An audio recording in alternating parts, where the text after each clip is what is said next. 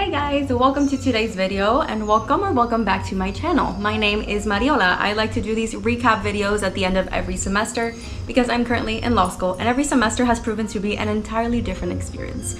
And now that I've had half of my law school experience under my belt, I would like to kind of do a video where I recap the things that I've learned to survive during law school finals and also midterms because they're kind of same but very different as well.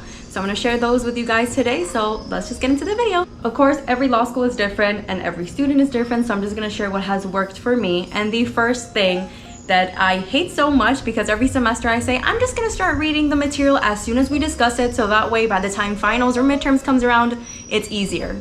It does not happen. And I have made peace with it now, and this is the system that works for me. Basically, a month before my first final or my first midterm is when I start studying. So like a week before that day, I start putting in my planner a 1 hour block of time that is reserved just for final time. And I have to do it no matter what. And the key is staying consistent. Even if you have a lot of readings to be done that week, even if you're not feeling up to it, you have to stick to it, because if not, you're gonna get far behind and at the end, you're just gonna regret it. It's 1 hour every day. It's about 20 pages. In the beginning, obviously it's a lot easier because you're reading less pages at the beginning. And towards the end, it gets even easier because you start remembering, wait, we just talked about this in class. I totally remember it.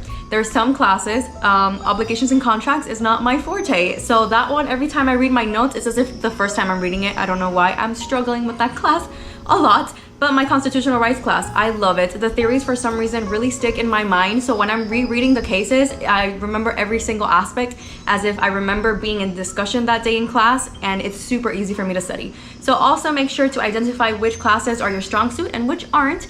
And that's totally fine because we all have them. We can't be great at everything. Just make sure that those that aren't your strong suit, kind of reserve an additional time for them because you're gonna need it. I needed it a lot for my obligations and contracts class. For example, my constitutional class, I remembered the topics really well, so sometimes I could read 30 to 40 pages each day. But for my obligations and contracts, I would never learn more than 20 pages a day because I could barely retain it. Also, kind of see what techniques work best for you. Obviously, if you've been through high school and college, you kind of have an idea of how you work. I personally work really well with memorization, so I just read a couple of pages a lot, maybe like 5 times, and then I memorize it.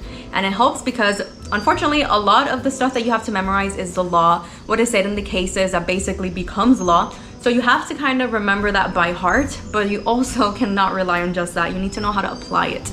Once you read the theory or the doctrine, try to think of an example of that of yourself and how you would resolve it. Because basically all the exams, whether it is multiple choice or a discussion question, all of them basically give you like 2 pages of facts, maybe a little bit less, but at most 2 pages of facts. And at the end, they ask you a question. And it's usually like, how would the judge resolve this? If you were the judge, what would you do? What do you think is the best course of action? What was the mistake? What is the outcome? All these things. So you basically have to apply a couple of doctrines all in one. So definitely don't just memorize everything, do a lot of practice tests. I'm not entirely sure how it is in the United States, but in Puerto Rico, we have a website where you can look up pregunta de reválida. So you just Google that and it's gonna give you a lot of questions over the years that they've done for the bar exam. I use those because they have for different topics. They have multiple choice and discussion questions. So that's what I do after I am done reviewing absolutely everything for the course. I go in there, I start doing some of those exercises. That's what I've been doing with my obligations and contracts class because I need a Hail Mary for that class.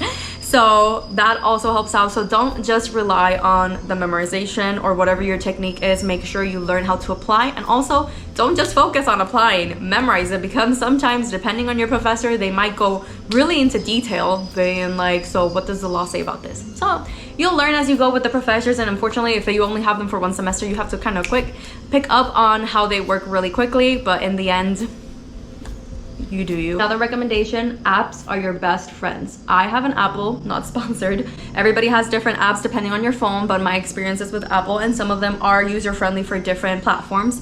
But find apps that will help you during your journey of studying, eating, exercising, sleeping.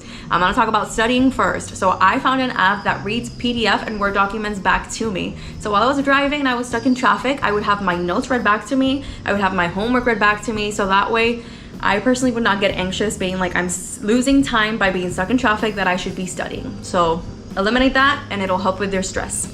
Another app that I want to talk to you guys about that I'm actually collaborating that I used during my week of finals that showed me how horrible my sleeping habits are is Shut Eye. So I'm actually gonna read the description of Shut Eye. When you look it up, it is a sleep tracking app that offers you sleep quality assessment, snoring detection, a sleep coaching program, enhanced sleep environment, and smart wake up. So I was using it, and I'm gonna show you what my screen basically showed me. So I did the free trial. You can sign up for a 7-day free trial, and then they have certain programs that you can play monthly or you can pay annually, and they have different programs in there for you. So I'm gonna show you how different it was when I did the free 7-day trial. They still give you a lot of information, but it is way worth it to actually pay for it and get the more information, because the analysis that they do on you while you're sleeping is insane. Thankfully, I barely snored. It said I snored one night, which I have no recollection, but the thing is I also sleep with my fiance, so it is very possible that it was him snoring, and I'm just gonna stick to that story. But it was awesome. I love the fact that every night I was able to set what time I wanted them to remind me, like, hey, it's time you start going to bed. And then every morning, which is the smart wake up, you can put a little song. I had the ukulele song that would wake me up, and there would be this cute little dog just being like, hey, good morning. And as soon as you wake up, you can check your tracking. And that showed me that it takes me almost an hour to fall asleep. So I put my phone, for example, 11 p.m. I put my phone on the nightstand and I don't touch it. I take my glasses off and I go to sleep. I don't actually fall asleep until an hour later, which makes totally sense because I'm tossing and turning. And this week was a testament to show how horrible I was tossing and turning, because I've been dealing with finals, wedding planning, and having to travel in a couple days for a wedding in Orlando, which I'm super excited for. Just my anxiety with COVID is what is killing me.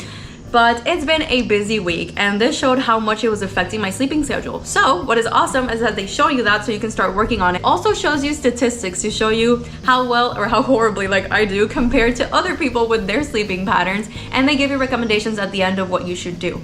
And another feature that I really like about Shut Eye, I personally love to meditate and listen to music to relax, and sometimes it helps me fall asleep. So they have different types of music that you can check out. They have some for mental health, if you're wanting to have a relaxing night, if you're looking to have a happy night. It depends on what you're in the mood for. They have the exact music for you. And they also have nature sounds, which is also a weakness for me. So I always went for the stress relief and the mental health sounds that they have available over at the app, but then I also do the nature sounds because something about them just are so relaxing. So Shut Eye was one of my best friends during finals week, and I will definitely continue to use it, so that way by the time midterms for next semesters come up, hopefully I won't be as stressed as I am now, because after that I will already be married and everything will honestly be kind of chill a little bit more.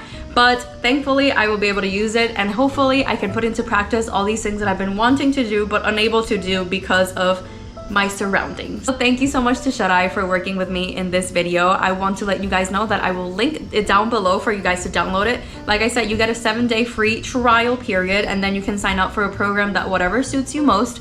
I will leave my affiliate link down below there, but I definitely recommend, if you're able to, kind of see how you can improve your sleeping patterns, because for finals, I just saw how much it affected me. Like every day I would wake up and I would be exhausted, and I would try every night to go to sleep even earlier, but just wedding planning didn't allow me. And thank you, Shut Eye, for showing me that I definitely need to work on my sleep, because if you have a great sleep, by the next day you'll be so energized and you'll be less anxious about everything that you need to do. So we've worked on your studying aspect, we've worked on your sleeping, which kind of works on your mental health, and another way to target your mental health would be a workout exercise. So my first semester of law school, I had no time to work out, and this time around I learned that no matter how busy I'm gonna be, I have to work at least a minimum of 30 minutes. I love working an hour because it's my way of de-stressing and leaving the world and having my own me time. And anytime that I'm super anxious, I go work out, I just sweat it all off, and I feel a little bit more relaxed after. So if that's what you're into, and even if you're not, I recommend at least taking 15 to 30 minutes every day, whether it be go for a walk. If you love running, go running, or swimming. If you want to try something different like biking or hiking or even walking your dogs, just a moment to get away from everything and just internalize everything that you're doing and everything you're feeling. Don't forget that school is hard. Any aspect of it, whatever you're studying, is hard. Some might argue that law is really hard too, and so is medical school and all those things. Don't forget that you're doing hard things and you can do it, but you do need your own time to also relax, which is something I struggled with a lot this semester, working 2 part-time jobs, doing school full-time, and trying to work out and plan a wedding. It's been crazy, but hey, I'm at the end. I have a month to go before I get married, and we did it. It is possible. It's just making sure that you do your time management really well. Don't forget to put time for yourself as well. Now, this is an even extra personal tip, but I think that the week before finals and the week of, you have to eat healthy. And I personally say this because I struggle with IBS, which is irritable bowel syndrome. I cannot have dairy because it kills me. I am not diagnosed with celiac disease, but I've noticed when I have gluten, it blows me up and I feel so lethargic. So I definitely try to eat very healthy, so no dairy, so no cheese. I've been able to get a lot better with this because there's a lot more options out there, but I just try to eat healthy. Whatever, again, this is my experience, whatever you consider healthy and does not upset your stomach, it is a plus, because I have had to do finals with really bad stomach pains and it's not nice. I get even extra anxious of the fact that I'm in pain and that I might have to go to the bathroom in the middle of my midterm or my final. It's not fun. So I have company with my dogs here. So I would definitely recommend try to eat healthy and whatever that means for you. For me, definitely no fast food, no dairy, and no gluten.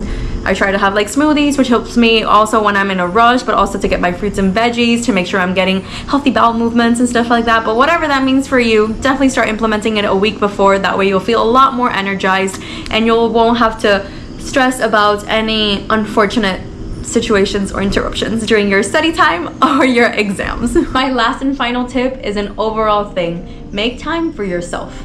I think I learned that the hard way this month, where I just tried to do a little bit of everything and a little bit too much and leave no space for myself until I ultimately broke down mid-semester and noticed I can't do this for too long. So it's okay to feel like that. I have to repeat myself that it doesn't make me any weaker. It just makes you stronger, identifying what you need to work with and making time for yourself. Don't forget that you need to see your friends and your family. Don't go too long without doing it because you will become completely isolated out of the world. And with the pandemic and everything, the reality of the situation, we need to feel as close together and having a support system as much as we can. So don't forget to treat yourself, okay? If you've watched Parks and Recreation, you know what you have to do. If you have to take the day to go shopping, get your nails done, if you just want to watch Christmas movies, if you just want to do nothing, you should allow yourself to do that. So don't forget it. Those are the biggest tips and tricks that I've learned and things that you need to implement during your law school midterms, finals. Honestly, any finals or midterms when you're in college, high school, anything. This is what you should implement to make sure that you're making the best out of the situation, out of a hard situation, and giving the best that you can. You're already doing so much. Don't forget that you're important and that you should take care of yourself too. I feel like these tips and tricks might seem a little bit basic, and somebody might say like, oh, just make sure to eat healthy and fall asleep early and all those things. But I feel like I have to repeat it because as I said, I have learned the hard way that it's easier said than done. Implementing it, it's a lot harder, especially if you're just a stubborn, independent person like I am and you think you can do everything. No, you're going to basically shut down. You need to work out, you need to sleep, you need to eat healthy. You still need to be consistent with your study schedule so you don't fall behind and get bad grades, so that way you don't have to repeat the class. But still, don't do it. I could show you a compilation of all the days that I've been crying this semester. It is way too much to count. And this semester was the fastest I've ever broken down. Every other semester's basically been around midterms, and this term it was my 5th day of class that I was already crying. So don't neglect yourself. It's a hard time. And I want to thank you guys so much for joining me today. If you have any recommendations of things you've learned on what to do and how to handle the stress of midterms and law school finals or any type of finals, I would love to know. So please comment down below, share your thoughts. Thank you so much, Shut Eye. I will put their information down below. Make sure to check them out, and I'll have my affiliate code down below so you can start your whole sleeping journey, and hopefully you don't do as horribly as I do. And if you do download it, please let me know after you use it for a couple of days how do you compare with other people, because I'm doing horribly. And also I downloaded my 7-day week report, so I'm going to show you guys as well. And if you end up doing it, I would love to know how yours looks too, because I thought I slept really well and apparently I don't. So that is it for today's video. Thank you so much for joining me, and I will see you in the next one. Bye.